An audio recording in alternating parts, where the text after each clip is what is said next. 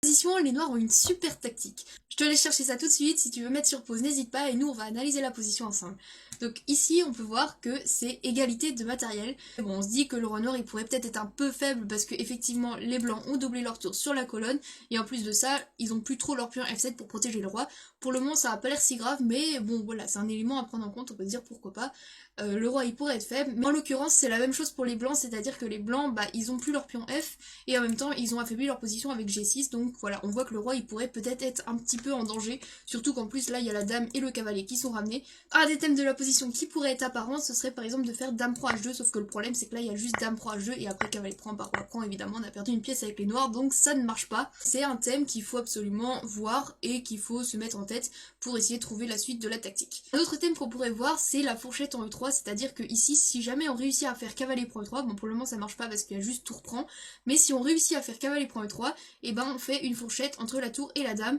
et du coup on gagnerait une pièce s'il n'y avait pas cette tour en F3.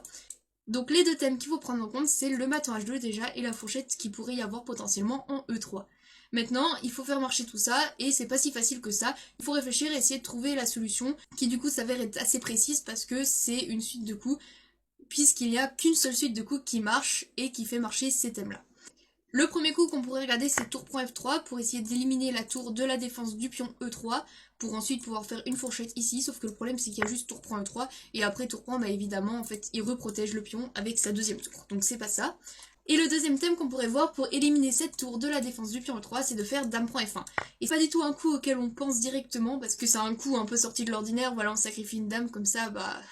il faut comprendre l'idée avant de le jouer parce que sinon si on le joue bah on donne juste une dame en fait. Mais en fait après le coup forcé tour prend, il y a juste tour prend et en fait après roi prend bah, qui est encore une fois un coup forcé parce que sur roi là il y aurait la fourchette en E3 cette fois puisque la tour ne défend plus le pion E3 et ben du coup après roi prend, il y a la fourchette ici et en fait après roi bouge et ben on a juste cavalier prend dame et ici on a une tour de plus donc du coup on est complètement gagnant avec les noirs et on a réussi à faire marcher notre thème de fourchette.